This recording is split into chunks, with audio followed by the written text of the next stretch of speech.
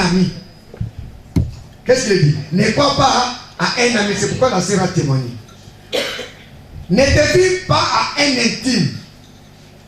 Devant celui qui repose sur ton sein, sa tête. Garde les portes de ta bouche. Car le fils outrage le père. La fille se soulève contre sa mère. La belle fille contre sa belle-mère. Chacun a pour ennemi les gens de sa famille. Pour moi, je regarderai vers l'Éternel. Je mettrai mon espérance dans les dieux de mon salut. Et mon Dieu m'exauce toujours. Amen. Alléluia. Alléluia. Et on a partagé, on a dit, j'avais pris l'exemple de l'ami. J'avais parlé de Achitophel qui était le conseiller de David. Pour les frères qui s'entretuent, nous avions parlé, parce que c'était notre sous-thème, de la citerne à la gloire. Nous avons parlé de la vie de Joseph, comment il a été vendu par ses frères, comment il a été changé comme une marchandise, et il n'avait pas de diplôme de management, il n'a pas fait des études, mais le Seigneur l'a utilisé parce que lui-même il était un bagage. Alléluia. Lui-même était bagage, il a eu l'expérience, comme on dit en néerlandais, ervaring. Il a eu l'expérience d'être une marchandise, a été vendue. Il avait compris qu'il avait de la valeur. Amen, amen.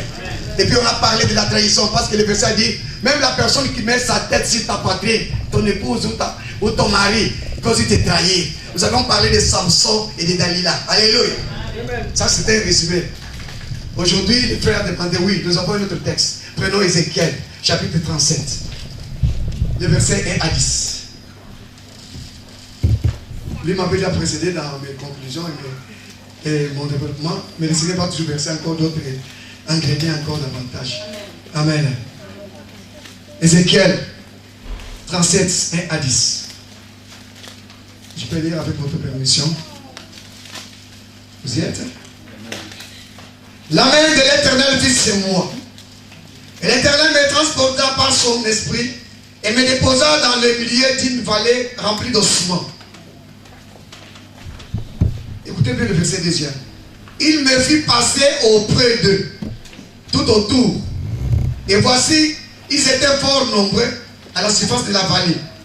Et ils étaient complètement secs. 3. Il me dit, notre thème, sous-thème, nous allons le tirer dans le verset 3. Il me dit, fils de l'homme, ces os pourront-ils revivre? J'ai répondu, Seigneur éternel, tu le sais. Notre thème, notre sous-thème, notre grand thème sédimentaire facilite. Notre sous-thème de cet après-midi, c'est tout simplement la réponse oui. Oui. Est-ce que ces ossements peuvent-ils les revivre? Oui, Seigneur, ils peuvent revivre. C'est ça le sous-thème. Oui. Et dans ton voisin, oui. Oui. Oui, avec conviction. Oui. Ces ossements pourront-ils les revivre? Seigneur, oui, toi tu le sais. Et il me dit, prophétise sur ces eaux. Et dis-leur, ossements desséchés, écoutez la parole de l'Éternel. Ainsi parle le Seigneur, l'Éternel à ses eaux. Voici, je veux faire entrer en vous un esprit, et vous vivrez. Je vous donnerai des nerfs, je ferai croître sur vous de la chair, je vous couvrirai des peaux, je mettrai en vous un esprit, et vous vivrez. Et vous saurez que je suis l'Éternel. J'ai prophétisé selon l'ordre que j'avais reçu de Dieu. Et comme j'ai prophétisé, il y eut un bruit. Et voici, il se fit un mouvement. Et les os s'approchèrent les uns des autres. Je regardais, et voici, je regardais, et voici, il avait des nerfs, la chair crue, et la peau les couvrit par-dessus. Mais il n'y avait point d'esprit. Il me dit, prophétise, et parle à l'esprit. Prophétise, fils de l'homme. Et dit à l'esprit, ainsi parle le Seigneur. L'Éternel esprit vient des 4 vents, souffle sur ces morts, et qu'il les revive. Je prophétisais selon l'ordre qu'il m'avait donné, et l'esprit entra en eux, et ils les reprirent vie. Et ils s'étèrent sur leurs pieds. C'était une armée nombreuse, très nombreuse. Parole de l'Éternel qu'on peut acclamer maintenant avec des cris de joie. Parce que notre Dieu est saint, il est bien payé, il est bien payé, il est bien payé. Jésus est payé, et il nous aimera. Amen, amen. Amen, amen. La Bible dit ceci. Vous voyez, le début, on a commencé avec un corps qui était jeté le vendredi, sans vie. Mais c'était un enterrement précoce. Le Seigneur a lui donné la vie. Nous concluons aujourd'hui aussi dans ce sens-là. Alléluia. La Bible dit que l'Esprit de Dieu avait transporté son serviteur Ézéchiel dans une vallée. Et la vallée, ça fait vallée, ça fait paix. Donc il y a la montagne, des montagnes qui se séparent, mais il y a un creux au milieu. C'est ce qu'on appelle la vallée. Alléluia. Et l'Esprit de Dieu l'a transporté dans une vallée. L'Esprit de Dieu de regarder, de contempler quelque chose. Parce que Dieu a une mission. Derrière chaque enseignement, Dieu nous réserve quelque chose de très important. Il dit, fils de l'homme, viens voir. Il l'a transporté. Il a fait le transport dans la vallée. Il a dit, rapproche-toi. Il a vu. C'était rempli des ossements. Des hommes. Les gens qui ont été tués, dans quelle situation, on ne sait pas. Comment était-il mort? Personne ne sait. Mais seulement, comme la chair doit rentrer à la poussière, ce qui est resté, c'est seulement les ossements. Comme les ossements d'Élisée ont donné la vie à cet homme. Et aussi dans cette vallée, nous retrouvons c'est quoi les ossements. Alléluia. Nous ne retrouvons que les ossements. Et maintenant, l'Esprit va lui dire, rapproche-toi près des ossements. Et fais un contour. L'homme de Dieu, avec obéissance, il a regardé, il s'est rapproché. Il a fait un contour pour voir, parce qu'ils étaient nombreux. Dieu lui demande maintenant quel est le constat que tu as fait. Le constat était que ces ossements étaient, non seulement ils étaient secs, mais ils étaient complètement secs. Complètement. Parce que la première fois, il a dit qu'il était sec. Il a dit, nous rapproche-toi tout près. Et quand il s'est rapproché, il a dit que c'était complètement sec. Parce que Dieu voulait lui montrer quelque chose. Parce que s'ils sont secs, peut-être quand il y a un miracle qui va s'opérer, tu vas dire que c'était un peu sec. Non, rapproche-toi. C'était complètement sec comme le bois. Alléluia. Maintenant, il va lui poser la question. C'est la raison pour laquelle il a dit de s'approcher près. De voir l'état exact des ossements. Est-ce que ces ossements peuvent-ils revivre? Et maintenant, c'est lui qui a été transporté. Moi, je vais vous transporter, même vous maintenant tous, dans le monde spirituel maintenant. Car tel que nous sommes là, chaque personne a une situation quelconque. Alléluia. Je voudrais que tu puisses rapprocher. Fermons les yeux, s'il vous plaît. Parce que le Seigneur veut faire quelque chose. Maintenant, voyage maintenant dans l'esprit. Tu connais les problèmes qui te tourmentent. Il y a des problèmes aussi qui ont duré depuis des années. Sois vraiment connecté. Tu connais les problèmes qui te tourmentent. Tu connais les prières que tu fais. Tu connais les jeûnes que tu as fait. Pourquoi tu le fais? Le Seigneur te dit maintenant de rapprocher ces situations devant tes mains. Mets tes choses. Suppose maintenant, mets tes problèmes dans tes mains maintenant. Commence à voir telles qu'elles sont. Depuis combien d'années, je ne sais pas. Mais regarde la situation que tu as prié, pour laquelle tu as prié, il n'y a pas de solution. Peut-être c'est le mariage, peut-être c'est le travail, peut-être c'est le séjour, peut-être c'est la santé, peut-être je ne sais pas quoi. Mais il y a une situation qui te tourmente dans ton cœur. Le Seigneur te dit de rapprocher tes situations dans tes mains, tu vas les voir. Tu vas les voir à l'état où ils sont. Tu regardes ta situation dans l'état où elle est. Maintenant, je te pose la question. Es-tu sûr que ta situation peut-être changer? La réponse, garde-la dans ton cœur. C'est vrai, il te pose une question. Es-tu sûr que ta situation que tu as vue, que tu as rapprochée là, peut-être c'était une maladie incurable, on dit que non, pour toi c'est fini. Rapproche-la tout près de toi. Le Seigneur te pose la question. Est-ce que tu es sûr que cette situation de ta vie peut être changée au fond des yeux? Le Seigneur te pose la question. Est-ce que ça peut changer ta situation? Alors la réaction ou bien la réponse que toi tu vas donner va déterminer ta solution. Si ta réponse est négative, tu vas rester dans la situation telle qu'elle est. Mais si elle est positive, parce que quelqu'un il a dit Seigneur, toi tu le sais, parce qu'il sait que Dieu était capable de ramener ses ossements à la vie. Il était sûr de ce Dieu-là. Parce qu'il sait que c'est un Dieu qui amène les choses inexistables à l'existence. On peut ouvrir les yeux. Mais la raison pour laquelle il a amené tout près afin qu'il fasse les contours, c'est pour qu'il puisse voir l'état exact des ossements. Afin que les êtres physiques ces ossements ne peuvent rien faire encore. Ils étaient comme les bois, comme la conne. Et quand ça reste sur le côté, ça ne peut rien faire, nothing. Mais il a dit, regarde ça. Mais il sait que c'est un Dieu qui est appelé Jéhovah Shammah. Alléluia. Le Dieu, l'Éternel des armées. Le Dieu qui est incomparable, dont la Bible déclare que ses pensées ne sont pas nos pensées et ses voix ne sont pas nos voix. Parce que c'était sec. Lui peut prendre de la sécheresse, il peut donner maintenant de la pluie tomber. Parce qu'il lui fait toujours l'opposition de ce qu'il a fait dans nos vies.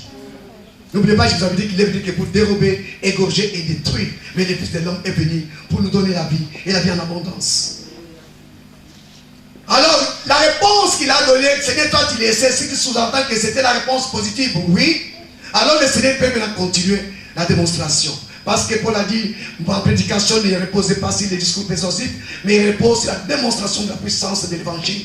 Alléluia. Quelqu'un peut dire Amen. Un Amen fort, un Amen puissant, un Amen de grâce. Alléluia.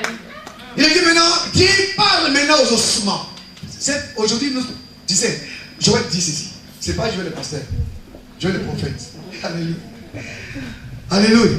Il a dit, dans les derniers temps, je vais répandre mon esprit sur toutes les chairs. Vos fils et vos filles prophétiseront. Aujourd'hui, vous allez prophétiser aujourd'hui. Au nom de Jésus-Christ. Alléluia. Parce que le même esprit qui était dans Élisée, dans Élie, dans nous tous, est encore aujourd'hui permanent au milieu de nous. Alors, l'exercice que Ézéchiel a fait, il a fait pour le peuple d'Israël. Mais toi, tu es Israël par esprit.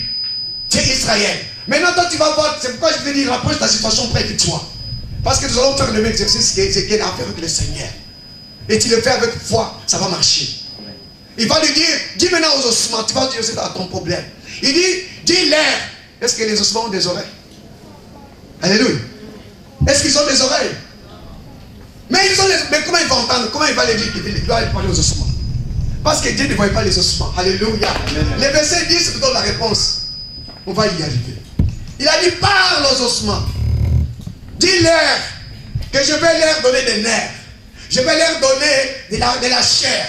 Et après, je vais couvrir la chair par une peau. Après, je vais mettre mon esprit en eux. Et ils vont revivre.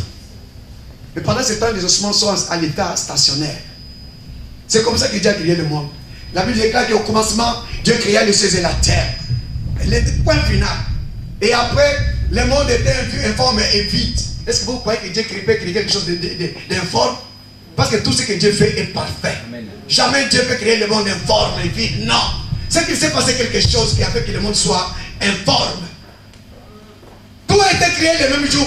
C'est la terre créée avec tout ce qui était. Point final, si vous lisez. Il a mis un point. C'est que le monde a été créé bien. Et c'est quand il y a la Bible qui est entrée, c'est le péché qui a détruit le monde. Dites Amen. Amen. C'est le péché qui a détruit le monde. Parce que le monde était créé bien. Est-ce que vous êtes d'accord avec moi? C'était tout simplement une parenthèse. Amen. Maintenant il va dire, parle aux ossements. Dis-leur que je vais leur donner quoi? Je vais leur donner des nerfs. Je vais leur donner de la chair. Et puis après la chair, je vais leur donner, la peau va couvrir la chair. Et après, je vais donner mon esprit en eux et ils vont revivre. C'est ça, c'est que Dieu voulait faire avec les ossements. Et maintenant tu vas prophétiser toi-même. Parce que l'esprit de Dieu est en toi. C'est pourquoi je vous ai demandé de rapprocher votre esprit, votre problème, tel qu'il soit. Peu importe la situation qu'elle est. Peu importe les années que cela a prise. Si tu as le problème de fécondité, rapproche maintenant ta stérilité devant ta face. Et tu vas prophétiser sur ta stérilité au nom de Jésus-Christ. Parce qu'il appelle la stérilité la fécondité. Dites Amen. Amen. Regarde maintenant ta situation maintenant devant tes mains. Prophétise maintenant sur ta situation toi-même maintenant. Si tu as la foi, tu vas voir, tu vas témoigner. Parce qu'il a dit de parler aux ossements. Les ossements avaient des oreilles. Parce que Dieu ne voyait pas les ossements. Il voyait les gens qui étaient... Parce que ces gens-là, la Bible dit que tu es poussière, tu vas rentrer à la poussière. C'est que ces gens-là ont vécu, n'est-ce pas? C'est pourquoi Dieu ne parle, dit parle à l'air, parle-leur. Que je vais faire ça, ça, ça, ça. Et ce qu'il a dit, c'est ce qu'il va faire. Parce que Dieu ne trompe jamais. Et l'homme de Dieu va prophétiser. Qu'est-ce qu'il va faire? Parce que c'est ce qu'il demande aujourd'hui l'église du Seigneur. Il a dit que je vais prophétiser selon la parole de l'Éternel. Selon les recommandations, pas selon un pasteur, pas selon un prophète. Non, non, non. Je vais prophétiser selon la parole, l'ordonnance que Dieu me donne. Amen. Et maintenant, il a eu le courage, parce qu'il avait déjà donné la réponse, oui, c'est intéressé. Ils vont revivre. Maintenant, il va dire aux ossements, vous ossements desséchés, là où vous êtes, je vais maintenant prophétiser sur vous. Vous allez avoir des nerfs. Vous connaissez des nerfs? Mais c'est ça. Ce sont des ossements. Vous allez avoir des nerfs. Il est le forme. Avant de créer le monde, Dieu savait comment le monde était. C'est rare. Il savait. Dieu n'a pas créé les poissons avant la mer non plus. Il savait que le poisson doit nager dans la mer. Et tout ce que Dieu fait est parfait et bien planifié. Et quand il les parlait, il savait où il les amenait. C'est pourquoi il dit aujourd'hui tu vas protéger toi-même. Non, non. Il a dit voici les miracles qui accompagneront ceux qui auront cru à mon nom. Pas au pasteur. Alléluia. Amen. Pas un prophète. Pas un bishop, archibishop, non. Au nom de Jésus. Et les miracles vont te suivre. Mais aujourd'hui, les gens ont changé leur version. Les miracles précèdent la croyance. Alléluia. Alléluia.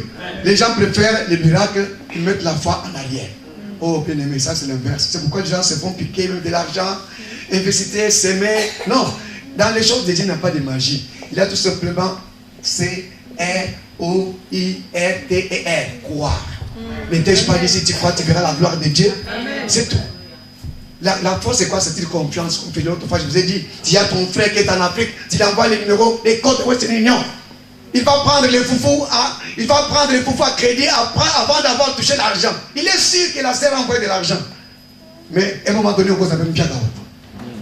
Peut-être on va toucher, on va peut se faire faux code. Alléluia. À quel moment dit pour toi? Mais pas celui que je te parle. Celui qui t'annonce, il est appelé ami fidèle. Ce qu'il dit s'accomplit. Quand il dit aux ossements, vous allez revivre, ils vont revivre parce qu'ils vont revivre. Quand il dit ta situation va changer, il doit changer, il change. Parce qu'il est celui qui appelle à l'existence les choses inexistables. Et il dit un mot, la chose s'accomplit. Maintenant, il a le courage, il va regarder maintenant en face les ossements desséchés. Il dit, vous les ossements desséchés, aujourd'hui, selon la parole de l'Éternel, je vais vous donner des nerfs. Ce n'est pas lui qui donne parce que la parole de Dieu est en lui maintenant. Parce que Dieu nous a donné le pouvoir de marcher sur les serpents et sur les scorpions. Il nous a donné le pouvoir de créer. Parce que la bouche, la langue, la parole est créatrice. Tout a été créé par elle. Amen. Et tout ce qui vit dans ce monde a été créé par cette parole. Et cette parole, c'est Jesus. Lord of Lord, King of King. Alléluia. On peut l'acclamer. On peut acclamer le roi des rois. Alléluia. Maintenant, il va informer la parole qu'il vient de recevoir, l'autorisation, les visas de la parole du Seigneur. Jésus sur les trônes, il a dit, parle-leur. Et il te dit aussi comme ça. Je vais vous donner des nerfs. Et après les nerfs, je voudrais que vous ayez maintenant l'idée des ossements. Toujours, maintenant je vous remets encore dans la vallée. Ok? Nous rentrons dans la vallée, spirituellement. Essayez un peu d'imaginer les ossements qui sont là. Maintenant, il leur dit, je vous donne, ils étaient en pêle-mêle, hein, parce que c'était une fausse commune. Et vous allez comprendre comment Dieu joue. Parce que c'est un Dieu qui travaille avec le jeu de puzzle. Alléluia. Dites un peu de puzzle. Vous connaissez le jeu de puzzle? Et Dieu travaille comme ça. Parce que ces ossements sont des jeux de puzzle. Et Dieu, c'est un grand metteur en scène. Il peut travailler dans la vallée, sur la montagne, dans les eaux, même dans les airs, il travaille. Il n'a pas de terrain. Il s'appelle un Dieu 4x4. Un Dieu tout terrain. Partout il travaille. C'est Jésus que je te parle. Je croyais que tu allais acclamer pour lui. Il n'a pas besoin de prononcer ici dans l'asphalte. Non, partout il va agir. Il est maintenant dans la vallée. Je ne sais pas toi où tu étais. Ces ossements sont où? Ta situation est où? Je ne sais pas. Dans un certain, je ne sais pas. Mais lorsqu'il est là, ta solution est là.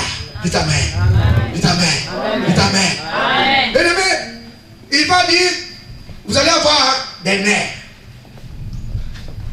Et je vais vous donner de la chair.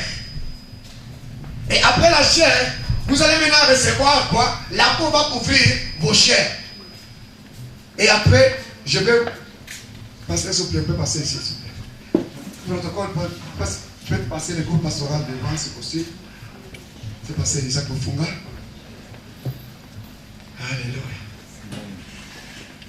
Évangéliste, pourquoi tu restes là? Hein? Évangéliste Esther. Amen. Alléluia. Amen. Alléluia. Amen. Ok. Il va dire maintenant, je vais vous donner de la chair. Et la peau va couvrir votre peau. Dites Amen. Maintenant, ça, il a donné l'information aux ossements. Maintenant, il va entrer en action. il va parler maintenant aux ossements. Ils étaient là, nombreux, en pêle-mêle.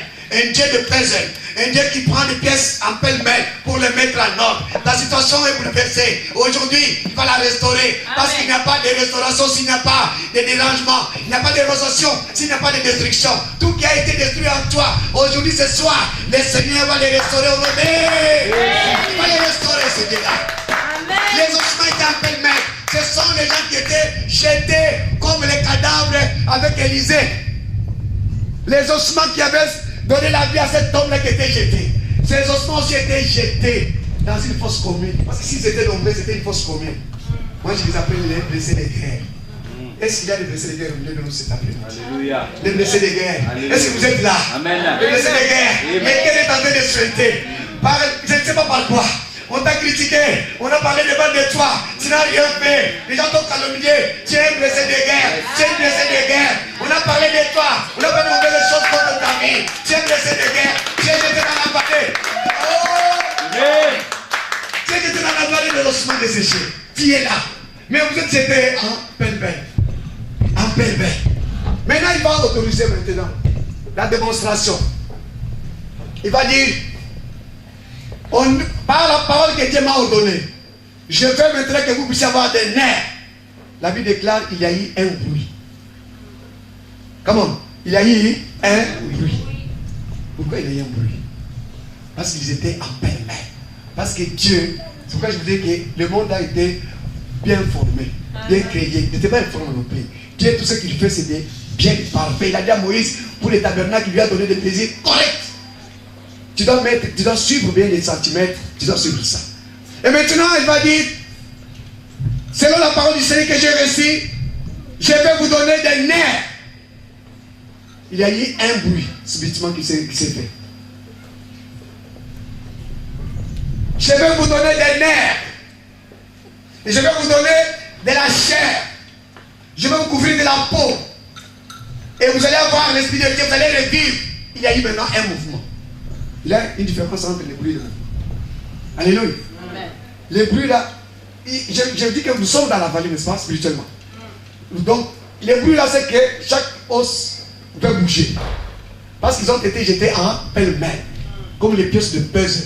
Alors, les bruits, c'est fait. Cela veut dire, chaque os doit chercher son partenaire. Oh, comment? Chaque os doit chercher son partenaire. Parce qu'ils ont été jetés pêle-mêle. Yes. Les bruits, c'est que chaque os doit chercher son partenaire. Peut-être c'était les tibias. Les tibias, c'est quoi?